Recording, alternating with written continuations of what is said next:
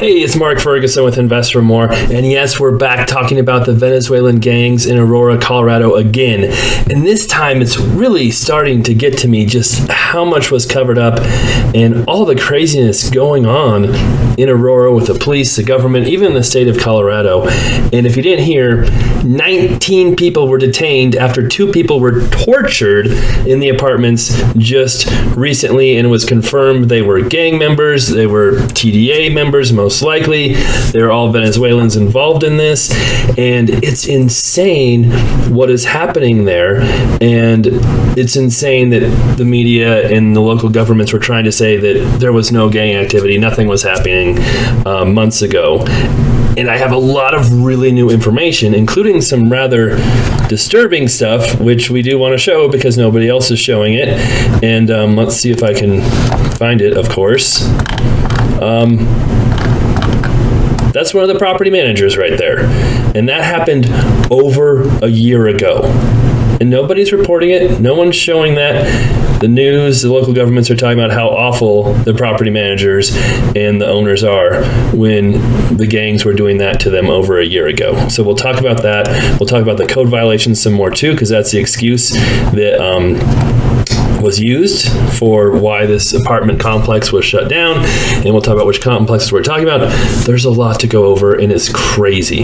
Now, a lot of you who know me, I'm a real estate investor. I have my own properties. I'm in Colorado. I'm about 50 miles away from Aurora. I went down there this summer to play golf with some buddies. Luckily, my car wasn't stolen. I was okay.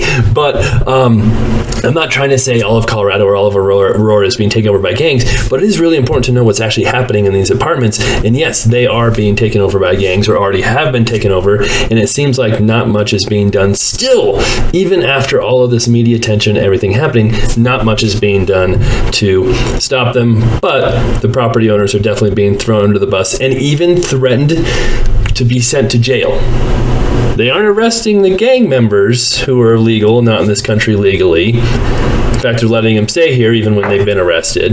But they are saying the property owners could go to jail. Let me know how that makes sense if you have any idea how to make that make sense.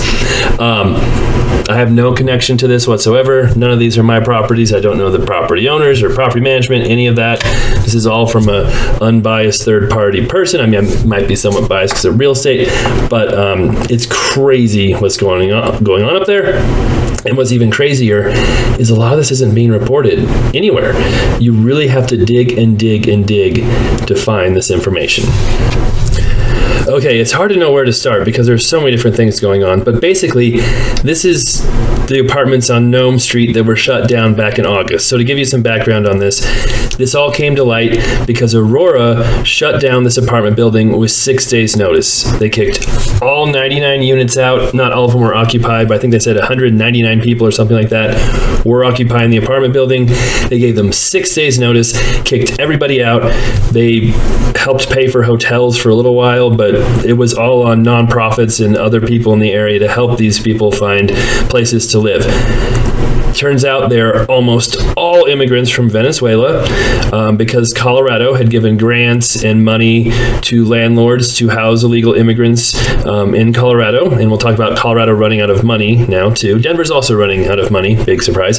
Or Denver's out of money. Colorado's running out of money.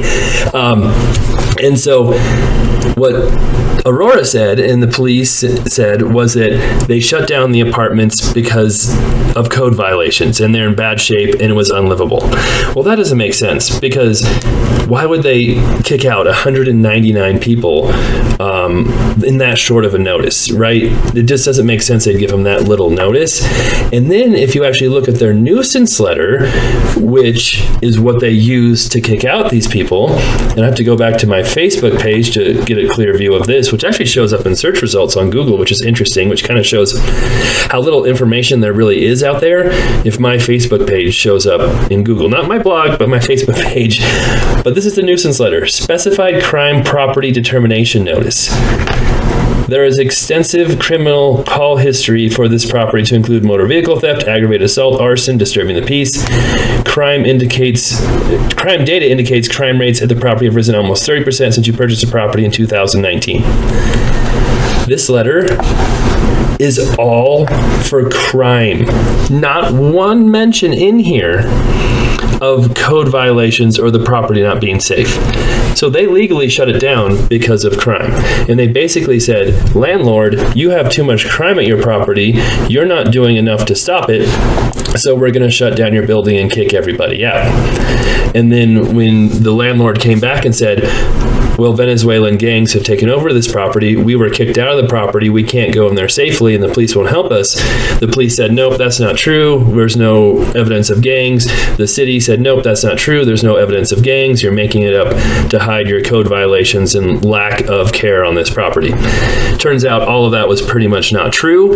The landlord had been sending letters to the district of attorney, the state of Colorado, the police, asking for help for months and months and months. There were multiple arrests at this apartment complex for months and months and months, going back over a year, of gang members and assaults, and we showed you some of those before. And it's just crazy. And then we have some information popping up about internal emails admitting they knew there was gang problems and issues, but they're worried about the political fallout if they acknowledge them publicly. And this is your government supposed to protect you doing these things. And that's why I'm getting angry about this issue. If you guys watch my videos and see me, I might have started to talk about this in the beginning and got sidetracked. I have so many crazy things happen at my properties, and I buy so many crazy properties, and I don't get bothered very easy, right? This bothers me. This isn't even my property. I have nothing to do with it. And I just get anxious and worked up just with this whole situation because it's so insane. So let's look at some of the completely insane things. Here we go. Warrant issued for alleged TDA gang member accused of assaulting Aurora apartment manager. He did not appear for a hearing in court on December 6th. His bond was raised to $50,000 and a warrant was issued for his arrest. So I'm going to read this whole article because it's very telling of this whole situation. Yoendi Vilches Medina Jose, accused of assaulting a property manager at a Northwest Aurora apartment complex, failed to appear at an Arapahoe County Court arraignment for a December 6th arraignment. Medina Jose, 33, is accused of attacking a property manager at Whispering Pines Condominiums, 1357 Helena Street, on November 14th, 2023. He is also accused of threatening another resident on the same day. Okay, sorry, I want to clear something up. These apartments that were shut down are on Nome Street. This landlord and CBZ Property Management have 3 complexes, all housing Venezuelan immigrants, and all they said were taken over by gangs. So this one was shut down. This one's vacant. This one's actually for sale right now. I talked about that in a previous video and have a whole series of videos on this. The apartment that we're talking about in this letter is a different one, the Whispering Pines, where the same thing is happening and the landlord's been asking for help, but it was never shut down. So there's still people living there. There's still residents there, just to clear up what we're talking about here. All right, so one of the most interesting things about all of this, we're on 9news.com, which has repeatedly said over and over again, there's no gangs, there's nothing happening, nothing to see here. Just been a mimic of what the city says. Even at the same time while they post other articles that say, 17 people arrested who were probably gang members at the apartments. But here's what's really interesting. Now, this is a weird article about insurance fraud, but there's something deep inside of it, which is crazy. On July 29th, the city attorney's office appeared unmoved as it readied to prosecute the owners for continued maintenance problems. Plead guilty to 2 counts of owning a public nuisance, and the city will offer the landlord 60 days jail up front. Now, there's another article, I can't find it, but it basically said the city was saying if you go to jail for 60 days, we'll remove these counts of owning a public nuisance. We'll show you. A public nuisance is not code violations. It is not property condition. Their public nuisance letters are for too much crime. And in those letters, they say the landlord needs to reduce the crime at the properties or they're going to shut them down. Apparently, they wanted to put them in jail, the landlord's in jail, for having too much crime at their properties too. Not the people committing the assaults, the kidnapping, possible child prostitution, trespassing, bribery. Those people don't need to go to jail. The landlord needs to go to jail. Shortly after Medina Jose's last court appearance on October 23rd, he was released from Arapahoe County Jail in lieu of a $25,000 bond on October 28th. So again, he is a TDA gang member here in the country illegally, released on bond. That happened with other TDA gang members as well, who were arrested for assault, battery, I think even attempted murder, were released on bond in Colorado as well. He did not appear for a hearing in court on December 6th for arraignment. His bond was raised to $50,000 and a warrant issued for his arrest. He is confirmed to be a member of the Venezuelan gang Tren de Aragua and is at large according to Aurora police and prosecutors. So he is in the country somewhere, most likely. CBZ Management, the owner of Whispering Pines, has stated on social media and in city documents that the assault is linked to gang activity at their properties. In an X, formerly Twitter post, CBZ claimed their representative was assaulted after refusing a $500 bribe from a group of men occupying a recently vacated apartment. The post included a photo of property manager Zev Baumgarten. He's actually the owner of the property, I believe. From everything I've read, I think he's the owner. So the actual owner was there, and that's one thing that Aurora has said all the time is it's an out-of-state owner. They don't care about the properties. They're not doing anything. This right here shows the actual owner being assaulted from everything I've read. All right, continuing. Showing him bloodied after the alleged attack, which CBZ described as part of a broader issue with gang-related crime at their properties. Although Baumgarten told police he's assaulted by Medina Jose on November 14th, 2023. This is not this year. This is last year. This whole situation where Aurora and the police were saying there's no evidence of gang activity happened in August of 2024. Yet, a property manager was assaulted almost a year before that, and they're claiming that there's no evidence of it. The police reports show was documented. The affidavit for the arrest warrant was not dated until July 10th. They did not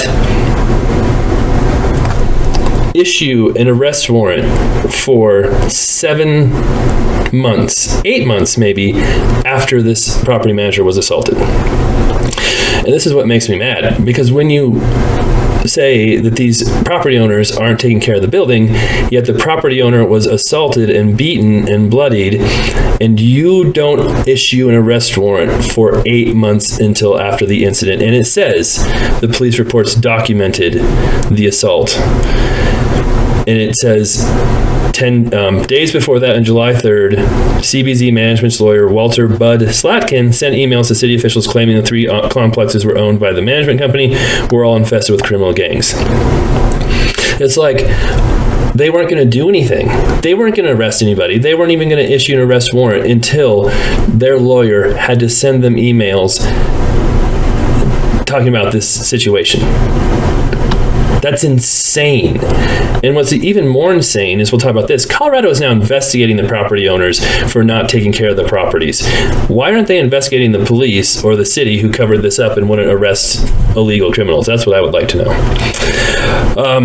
Police and city officials have repeatedly disputed that account. Police say there has for years been criminal activity in the CBZ buildings, but the Tren de Aragua incidents have been limited, which we have inside emails which completely dispute that.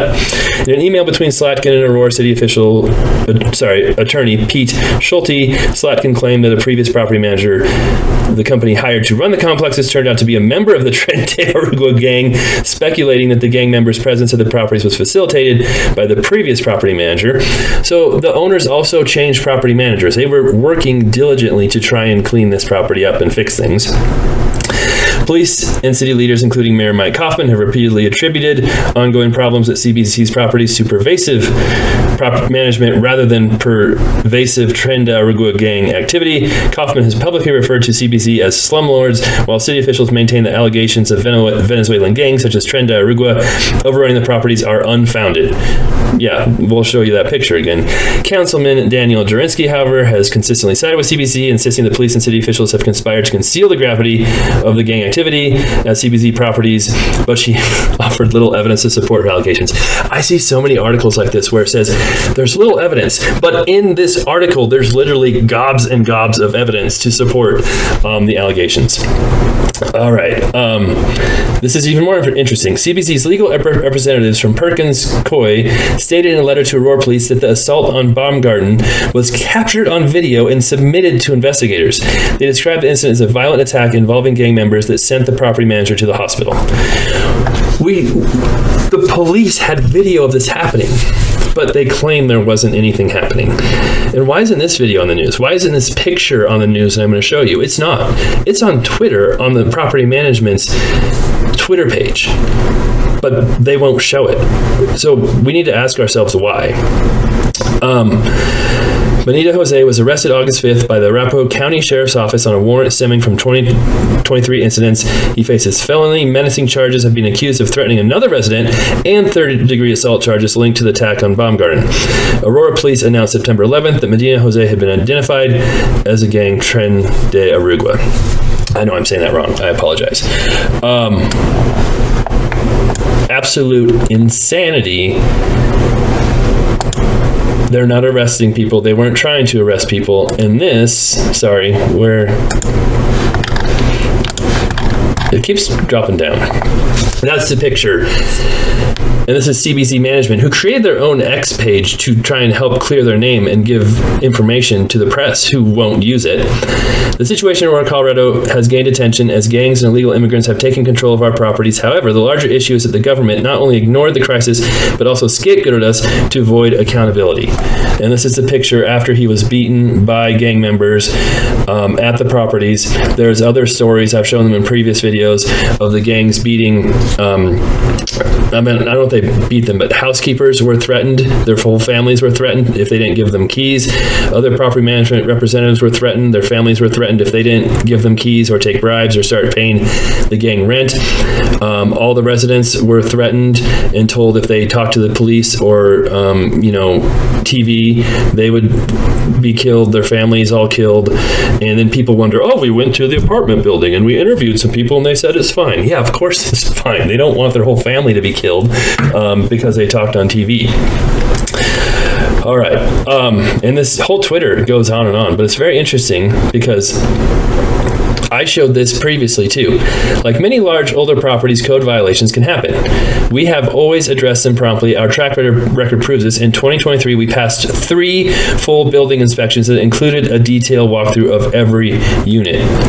So how does the city shut down 99 apartments for code violations after declaring everything up to code? Because it wasn't about code violations. It was about a criminal takeover of our buildings at the city's refusal to address it, instead choosing to blame us. This is exactly what I've been saying for months. And I just found this Twitter page here a couple days ago. And this is a letter I was talking about. Oh, look, they have it too.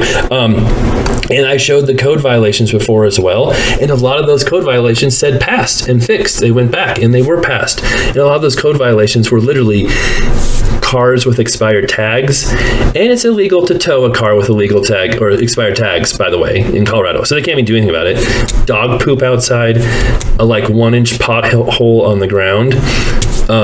Missing screens or bent screens. It was insane. The city was going after these people with everything they had. And then they keep going. Oh yeah, here's their letter that they asked for help from the governor, and the governor also said that this was not happening. And then all of a sudden he said they've been providing help. We'll show you that too. They've sent it to the mayor, the attorney general, all the letters they have sent asking for help, and then they just got blamed for it. This is interesting too. I showed this as well before. They had a lender. What just happened? But anyway, they had a letter to the, look, there's more. This lady was saying how the police wouldn't help her, and she's a resident there. But they had a lender on the property. The lender hired a law firm to go look at the properties to see if there were code violations, what the issues were.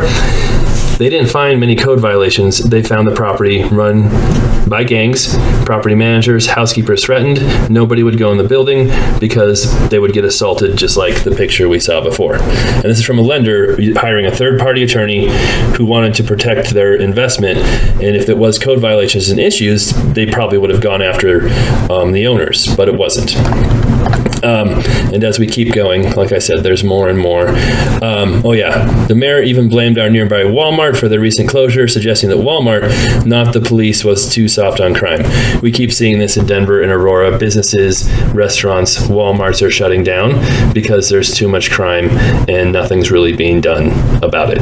So it's not just these apartment complexes, and I'm not trying to say it's overrun, but it's spreading, and it's definitely an issue, and part of that comes from Denver as a sanctuary city. They have given free housing to illegal immigrants and transportation and spent hundreds of millions of dollars on them, all while Denver is having to cut down on police and fire department funding because their budget is overrun. One last thing on this page. If the city had fulfilled its basic responsibilities instead of neglecting blame, our $1.3 million investment could have contributed to revitalizing Aurora. Instead, hardworking tenants lost their homes through the city's failure to protect them. As a result, we have been harmed. I might have skipped this. Up here somewhere, they said they spent $1.3 million not buying these properties. We saw they spent like $14 million buying them, rehabbing them, repairing them. They spent over $1 million fixing them up. So this idea that they just bought them and did nothing is completely false and wrong. I just want to mention, too, how I found that account. I didn't know it existed before. Nobody's mentioned it. Is you have this hearing that was delayed for this member because it says in here the lawyer said he just needed more time. CBC officials and their city council supporters stand behind claims that their complex is being overrun by gangs. After some time, we notice a rise in crime and tenant complaints. The most alarming moment occurred when our local CBC representative was attacked at the end of 2023. CBC management saw an X account opened in September. That's how I knew there was an X account. This tiny little sentence right here is the only place it's been mentioned, which focuses on controversial apartment problems at 3 properties in Northwest Aurora. He had gone to inspect a recently vacated 3-bedroom apartment, a rare occurrence for such a large unit, only to find a group of men already inside. When he refused their $500 bribe to overlook the situation, they brutally attacked him. This photo was taken shortly after he escaped, just before being admitted to the hospital. They don't even show the photo.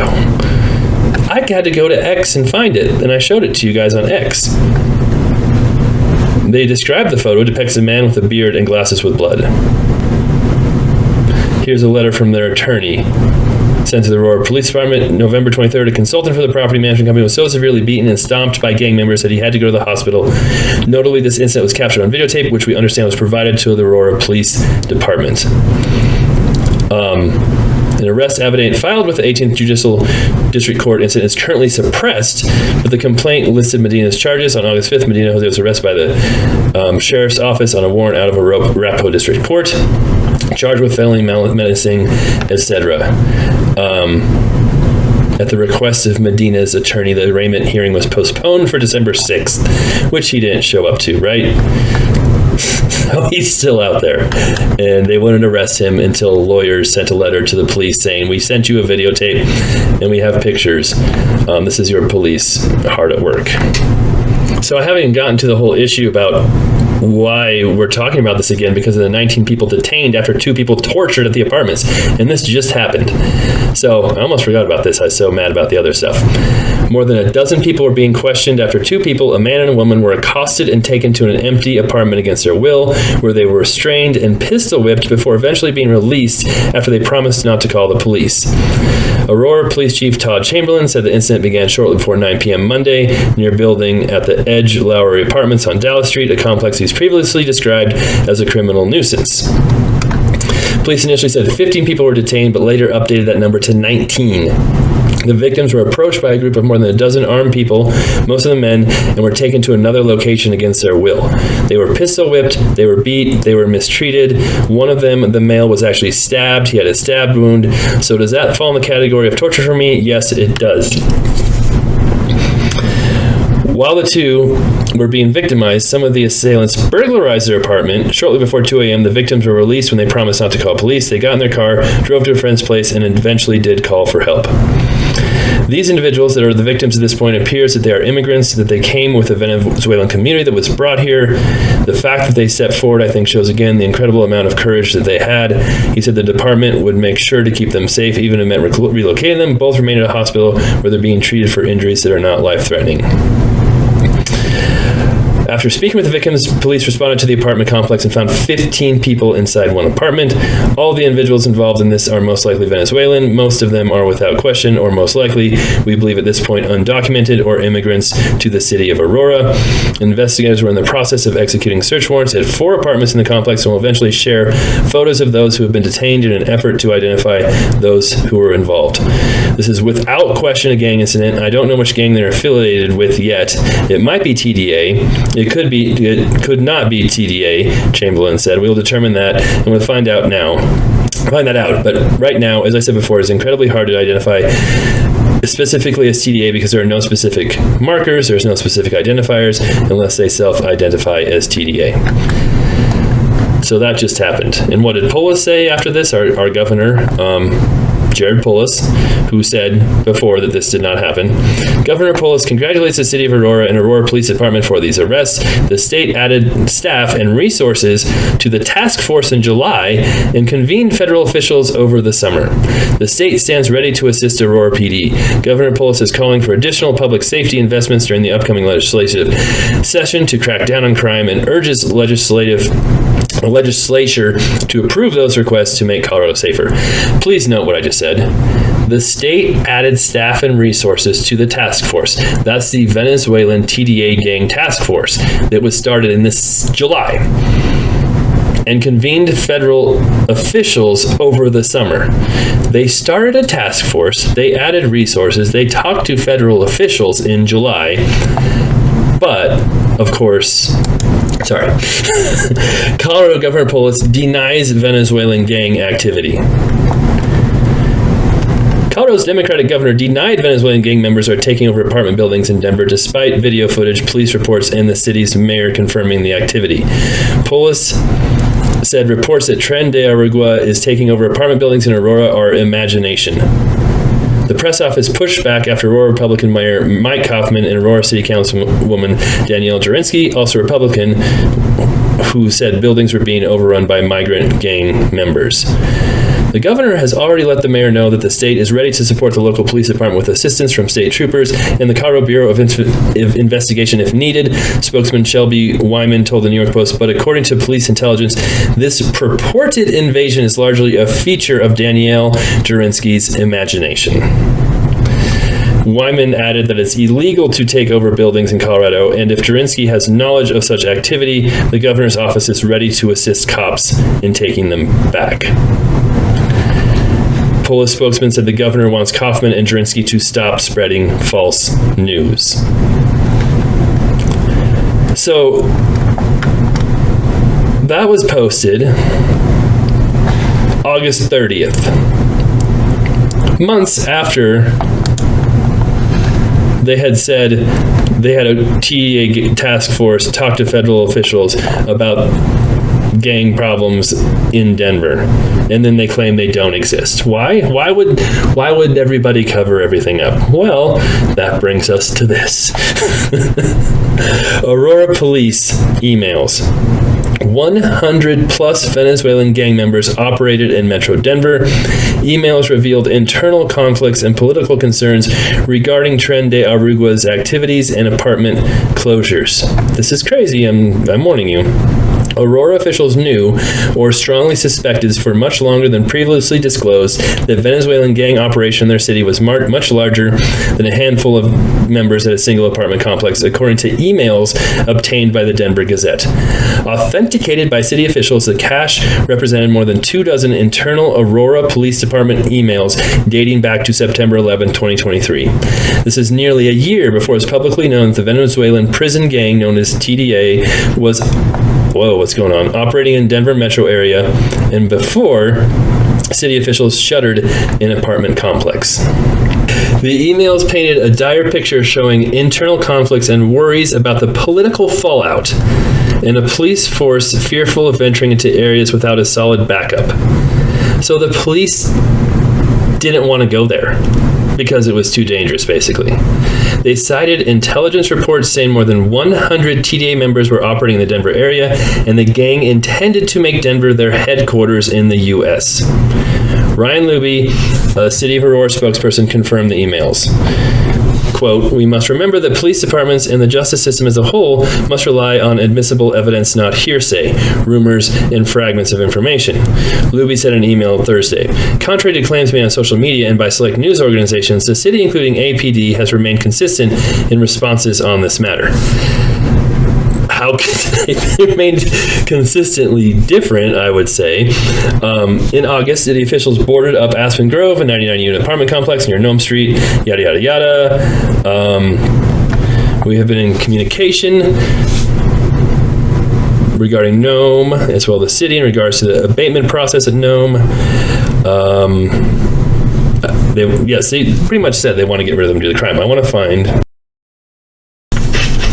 Okay, sorry. This is an email from Aurora official. "We have been in communication, reference 1568 Nome, with PAR police area representatives, as well as the city in regards to the abatement process at Nome.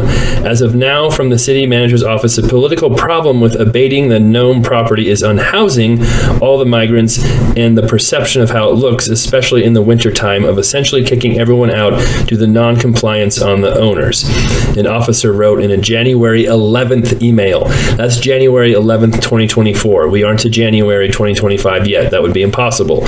This was 7 months before all this happened. The unprecedented move to shutter an apartment complex for code violations left about 300 people, mostly immigrants, homeless. Sorry, I said 200 before, it's 300. But it wasn't for code violations. They didn't say code violations in this email. They said non-compliance, which in the nuisance letter says too much crime.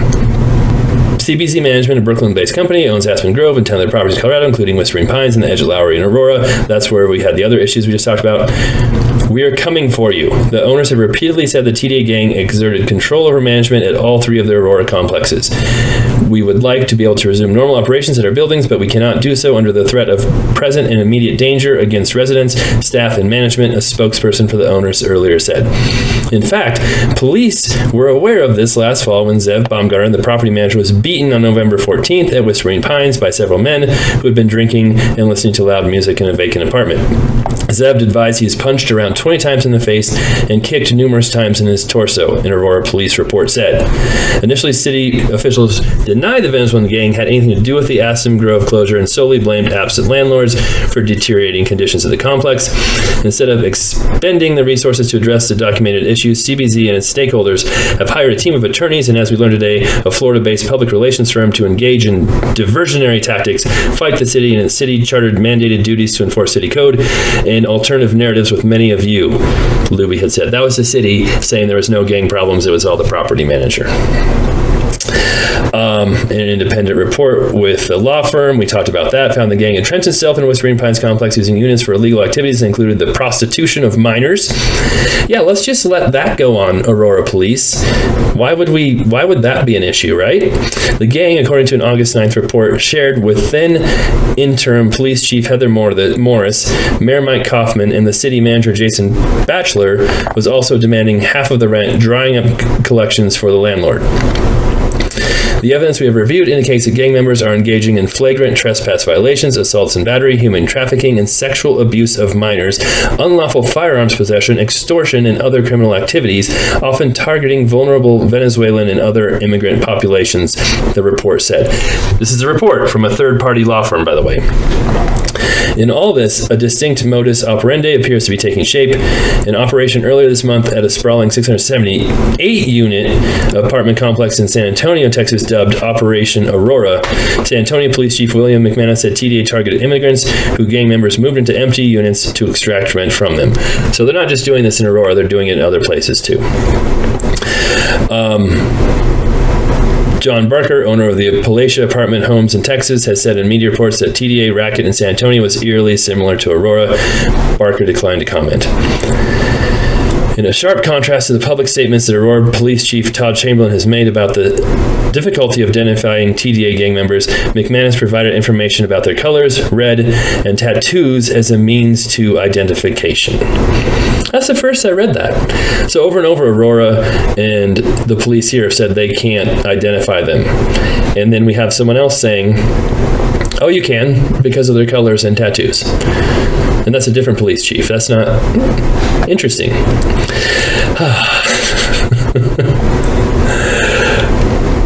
Aurora police officers appeared to have first learned about the gang's presence last fall. Information on the gang emerged as police investigated a shooting in Aspen Grove on September 10th last year, in which 556 rounds were expended during an exchange between a member of the H2K gang and some Venezuelans.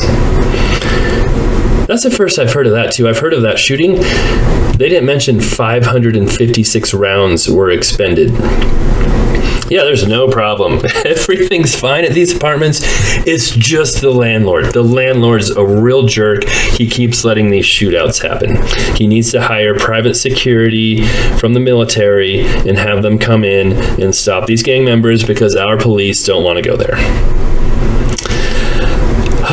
T-Day is first mentioned in a September 21st, 2023 email chain requesting intel on Tendra Aragua and what officers identified as a power struggle among Venezuelan and Mexican nationals. Officers were also beginning to suspect many connections within several of our recent shootings could be related to TDA gang activity in the city. These internal emails also shed greater light on the scope of the gang's presence and operation in the Denver area. Speaking as someone from Colorado, there's been a massive amounts of shooting in Aurora and Denver in general. Way more than normal. Like, it's like every day there's a shooting or someone being killed in the news. Like, it's crazy. And you just think, like, we didn't know it was possibly because of Tendra Aragua, until all this came out. Aurora State officials have continually downplayed their presence in Aurora. In a statement, Governor Pohl's office said the governor is committed to supporting local law enforcement and their work to keep communities safe. We saw those emails contradict themselves. Here's more information from Polis. The state was first notified by Homeland Security in late July that they were monitoring activity in Aurora. The state then immediately reached out to the city of Aurora, including the governor reaching out to the mayor to offer any assistance needed, the governor's office said. When Governor Polis met with Mayor Kaufman in late July, we were informed that the city did not have a strong criminal case yet, and the state offered dedicated investigative support in the form of troopers and CBI agents to work the cases. And DHSEM provided analysts to support investigations to identify and arrest known criminal gang elements. That happened in July, but let's not forget Polis in August said it was imagination and didn't exist. The governor's office said Polis has been in regular contact with City of Aurora and its law enforcement. Aurora is a wonderful community full of hardworking people and small businesses, and it's disappointing to see some leaders continuing to slam their own city. Anyone who commits a crime should be prosecuted to the full extent of the law. At a press conference last month, Chamberlain acknowledged the city has 10 TDA gang members. 10. The department, Chamberlain said, has difficulty verifying gang affiliations from those of Venezuela, which does not have a strong relationship with the United States. This creates real challenges for law enforcement, he said, suggesting Aurora police may have to rely on gang members self-identifying. This just keeps going. We don't want to misidentify an individual as a gang member. Of course not. Why would we want to do that?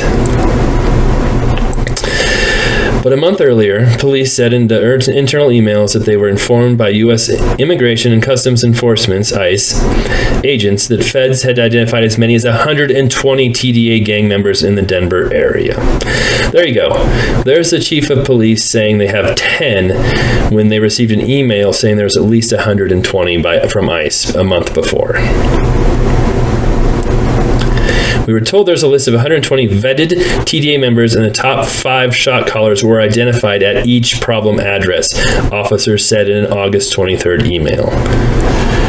Quote, "We won't respond without an armored vehicle." Chamberlain's public comments last month about the difficulty identifying TDA members also contradicted what Aurora police knew about the Venezuelan gang last year. On October 23rd, Aurora police said TDA members frequently wear Chicago Bulls Jordan number 23 jerseys and other attire with a Jumpman log displayed. Maybe let's say log or logo. Members of TDA will have tattoos consisting of clock, train, weapon stars, Illuminati, eye, only on hands, and the Bulls number 23 Air Jordan logo. These tattoos will commonly be located on their arms, calves, and chests. That's the police contradicting the police in Aurora. Aurora police had grown wary of the gang, with gang members having told department staff that they had the remaining CBZ buildings under surveillance and more than 200 people working for them. Officers internally began to warn one another. "I would highly recommend you guys take 2 to 3 friends with you when responding to any calls there," an officer said in a June 30th email. For months, Councilmember Jurinsky, the chairman of Aurora's Public Safety Committee, had relayed the fears police officers expressed to her about the Venezuelan gang. Internal police emails confirm this. In an August email, about a week after the Aspen Grove was boarded up, another officer said, "Patrol won't respond to these locations without an armored vehicle." Yet they were saying at the exact same time there was no gang activity there, and it was all imagination. In addition, while Texas officials appeared to be leaning on the Federal Bureau of Investigation, the U.S. Border Patrol and their Department of Homeland Security, all of which participated in Operation Aurora in San Antonio earlier this month, the Aurora Police Department appears to have taken a different tact. According to an August 22nd email, a federal task force was, quote, cut out of all communication and investigations with Raven. So San Antonio got U.S. Border Patrol, Homeland Security, all of them involved. Aurora said, no, we don't want any help from the federal help task force. RAVEN is acronym for the Regional Anti-Violence Enforcement Network, which is comprised of more than a dozen state, local, and federal agencies that includes the Denver Police Department, U.S. Homeland Security Investigations, the Colorado National Guard, and the Bureau of Alcohol, Tobacco, Firearms, and Explosives. It is uncertain how many TDA gang members are now living in the United States, but they want to make Denver their headquarters. But last year, according to an internal August 5th, 2023 Aurora Police Bulletin, the FBI reported there are more than 400 members of TDA in various cities in New York and are suspected to be involved in drug trafficking, homicide, kidnapping, and prostitution. But according to officials at the U.S. border with Mexico in El Paso, Texas, the majority of immigrants intended to travel to Denver, Chicago, New York City as their final destination. Here's some workout tips if you want to see them. The TDA gang appeared to favor Denver. Intelligence from ICE is that TDA has decided to make Denver their headquarters in the U.S. and will be violent towards anyone who encroaches on their territory, the police bulletin said. The reason? Denver's status as a sanctuary city. Generally speaking, sanctuary city refers to policies that discourage local law enforcement from reporting an individual's immigration status to federal authorities. Okay, I gotta go to a different article. I know this is taking a long time, and I didn't think it would take this long, but it's taking a long time. Hopefully I can find it, because I've got so much stuff here. Anyway, Colorado has laws that say police cannot talk to federal immigration officials. They passed these laws a couple of years ago, and it basically says the police are not allowed to talk to immigration officials about suspected illegal immigrants. They cannot do all kinds of different things. Colorado's second highest court ruled on Wednesday that the Teller County Sheriff cannot rely on an agreement with the federal government to authorize his deputies to perform immigration duties state law prohibits, specifically the continued detention of non-citizens beyond their release from custody. So in 2019, the legislature enacted a law forbidding local law enforcement from honoring civil detainer requests from immigration authorities, including warrants not signed by a judge and issued solely by executive branch employees. However, Sheriff Jason Miskell contended the prohibition did not apply to an arrangement he entered into with U.S. Immigration and Customs Enforcement. So I won't go into all this, but basically, the law states that Colorado won't work with the federal government on illegal immigration issues. That's basically what it says. I mentioned before that the state of Colorado had opened an investigation into the property management company. Well, now the property management company is suing the Attorney General. So that's interesting. We'll see what happened. But I can't believe the Attorney General is going after them and not the people allowing the crime. So anyway, the lawsuit follows an investigation launched by Colorado Attorney General's office in September to determine whether CBZ management has violated the state's safe housing and consumer protection laws. 2 of the company's properties were declared uninhabitable by Aurora city officials earlier this year. Documents obtained by 9 News reveal long-standing concerns about the habitability and cleanliness of CBZ complexes, which have faced scrutiny for years. Not one mention from 9 News of the gangs that took over it. That's weird. 9 News hasn't done that at all. Sarcasm boiling over here. The Attorney General issued a nearly 300-page subpoena requesting detailed records about tenant screening, financial management, maintenance, and safety practices and marketing tactics. Let's not forget, the state of Colorado was issuing grants and paying landlords to house illegal immigrants. Now the state of Colorado is going after those landlords who they told to house illegal immigrants because they didn't do good enough tenant screening on these illegal immigrants. Could someone please tell me how you were supposed to do tenant screening on an illegal immigrant new to this country? Are they supposed to call up the Venezuelan government and get their landlord and tenant database information? I'm not sure how to do that. I'm not sure anybody knows how to do it. So Colorado also is out of money and trying to figure out how to get more money. And Denver's out of money trying to figure out how to get more money. Partially because they're spending so much money on illegal immigrants, housing them, all this other stuff. So we're not going to go too deep into that. All right. Just to follow up on all of this, basically, the police knew what was going on. The police wouldn't go there without multiple officers and, quote, armored vehicles going with them. For months before they emptied the apartments, Aurora and the police said, oh no, it's not because of gang activities, because of code violations, even though their nuisance letter said it was because of crime. And they just all covered it up. And they continue to cover it up.